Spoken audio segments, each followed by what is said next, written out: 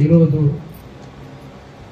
ఈ లోకదానంద భోగేశాచార్యులు వారి యొక్క 30వ వివాహ వార్షిక సందర్భంగా వారు గురు పూజ సంకల్పించారని నాకు ఇప్పుడే తెలిసింది.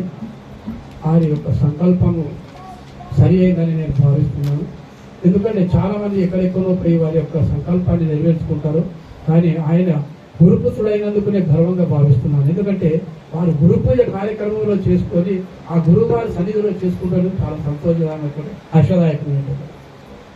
అయితే ఇక్కడ ఈరోజు మరి మనమందరం కూడా ఇక్కడికి వచ్చినాము, అందరూ గుర్తిస్తున్నాము.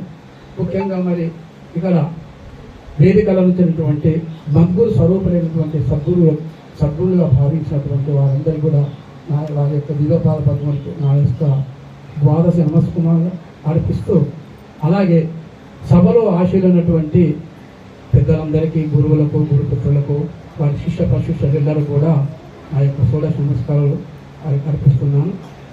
మరి పెద్దలు కూడా మన బోధ ఒక 2 విధాలే ఉంటుంది. ఒకటి పరిపూర్ణం, ఒకటి మనం ఎన్ని చెప్పినా దాంట్లో చెప్పవలసి వస్తుంది.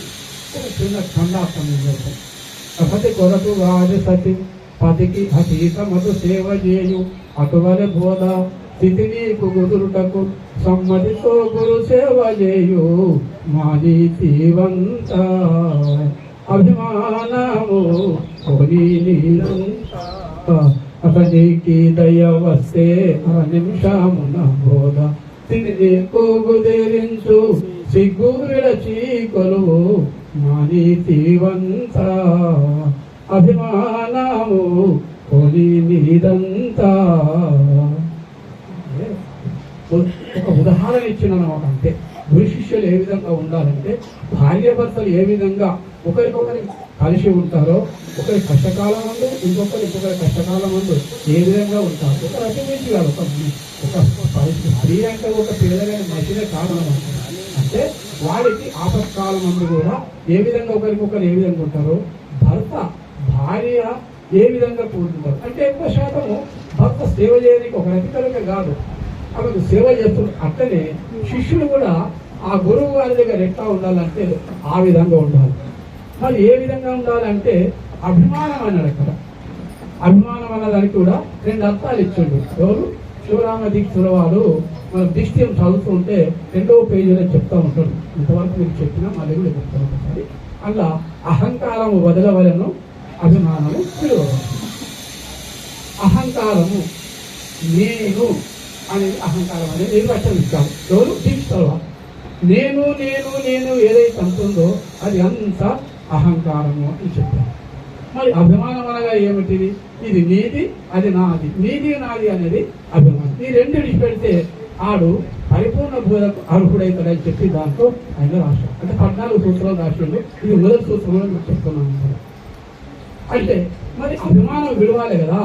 విడిచినట్టుంటే అతనికి 1/2 నిమిషంలో బోధ చేస్తాడట. మరి 1/2 నిమిషాలు బోధ చేస్తాడు. ఈ పూజలన్నీ ఎందుకు, ఇవన్నీ ఎందుకు? మరి అవుతుందా? కాదు. 1/2 నిమిషాల బోధ అన్నాడు కదా.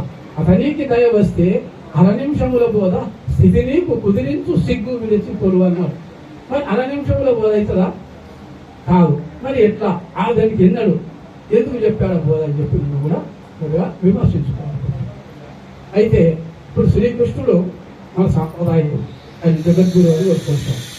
అతని శిష్యుడు, ముఖ్యమైన శిష్యుడు ఉద్ధవుడు ఉన్నప్పటికీ కూడా అర్జునుడికి ఎక్కువ ఇంపార్టెన్స్ ఇచ్చింది.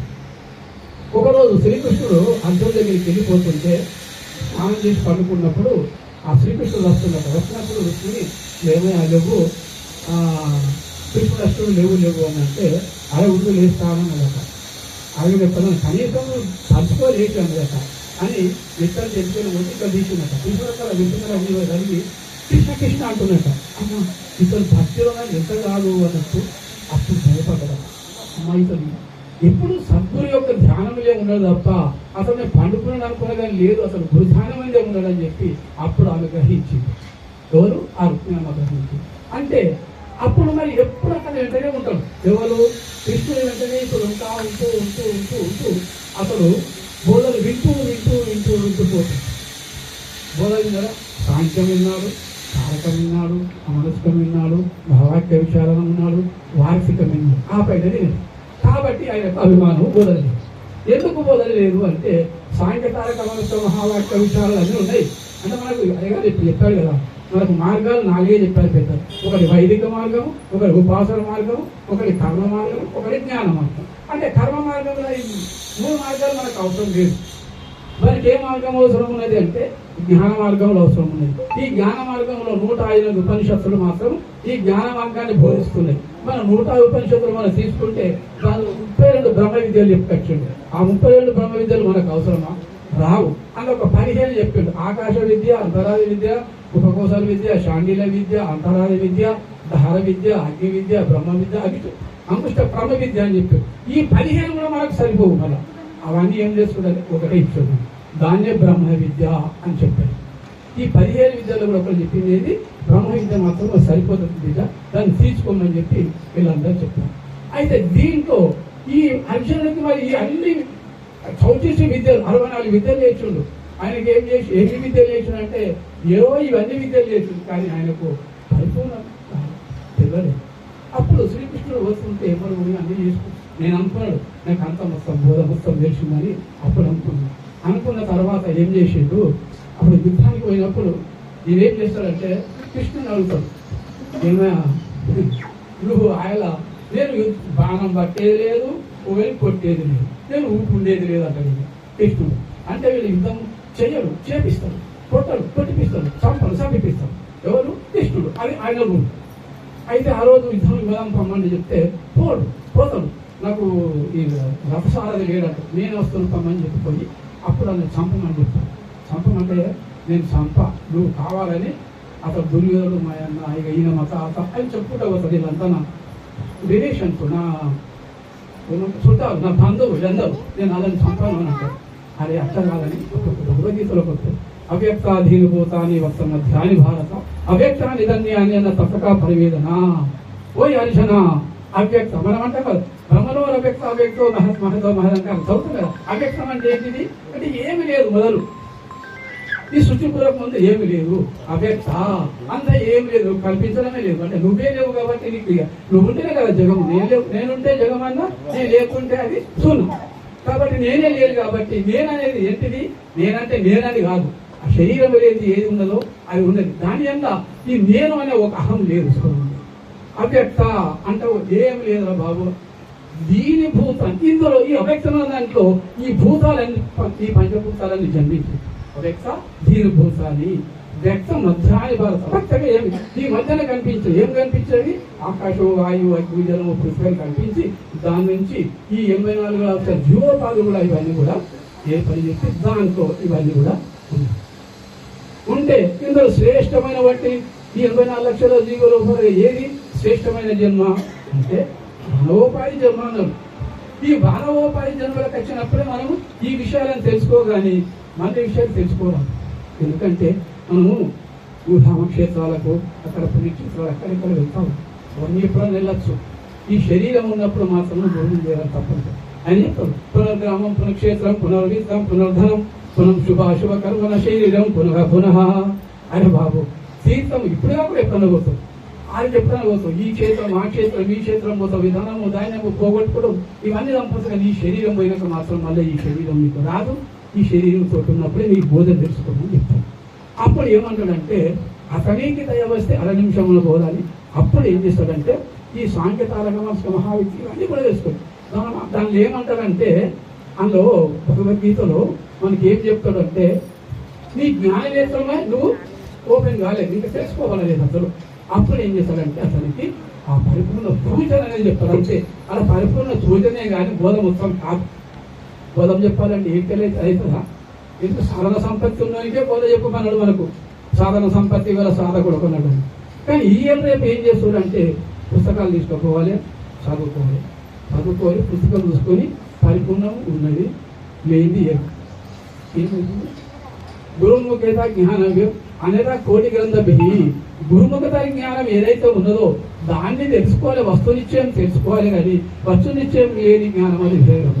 గురుమూర్తిగ దురహంకృతి దొరకొన్నాడు దురంగత భగవత్ వ్యక్తిని చూడదు.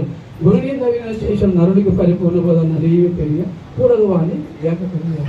గురువు తెలుపని పుస్తక రీతి పరిపూర్ణ మనసీతులని ఎంతో మురిసిన గురు బోధ అది వ్యర్థము. పుస్తకాలను తీసుకుపోతాం, చదువుతుంటాం, చేస్తుంటాం, ఉన్నది అది ఏముంటుంది, ఎంతో 24 గంటలు చదువు ఉన్నది పరిపూర్ణం ఏం జరగదు. ఈ పరిపూర్ణం ఎట్లా, ఇది ఎట్లా అనే విషయాన్ని మనం గ్రహించినప్పుడు దాని యొక్క విషయం మనకు సాధ్యమవుతుంది. కాబట్టి మనం అందరం ఏం చేయాలి, గురువు దగ్గరికి పోయినప్పుడు వారి యొక్క అభిమానానికి మనం పాత్రలు కావాలి.